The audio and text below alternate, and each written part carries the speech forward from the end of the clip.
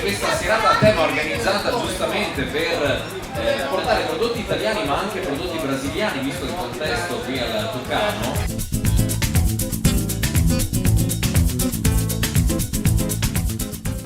Io vengo del sud del Brasile, confini con l'Argentina, sono nato basicamente da Pampas, Argentina, e nella parte Pampas del Rio Grande do Sul in Brasile, di Gaussus.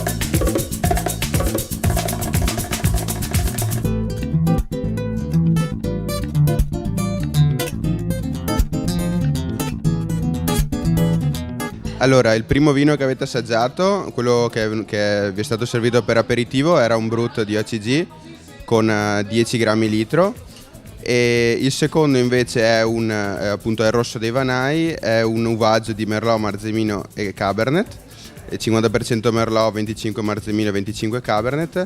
È un vino giovane, appunto annata 2019, ha fatto solo acciaio, quindi niente legno, e si accompagna bene appunto con le carni che vi stanno servendo.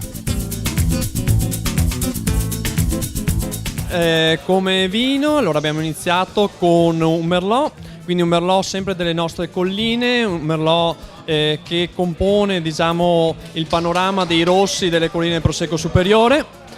Abbiamo un rosso annata 2018, quindi una sosta di un anno su barrique di legno, quindi un rosso più corposo, un po' più strutturato, un rosso ancora nella sua veste molto giovane, che ha comunque un bel margine di miglioramento. Sono rossi un po' importanti che ricompensa un po' la carne che sta diventando sempre più strutturata e più corposa. Andremo a assaggiare un ananas grigliato, quindi note molto morbide, anche un po' caramellato, mi hanno detto, quindi un qualcosa di particolare. Andremo a sfidarlo con un prosecco extra dry, quindi per compensare la parte morbida con profumi freschi.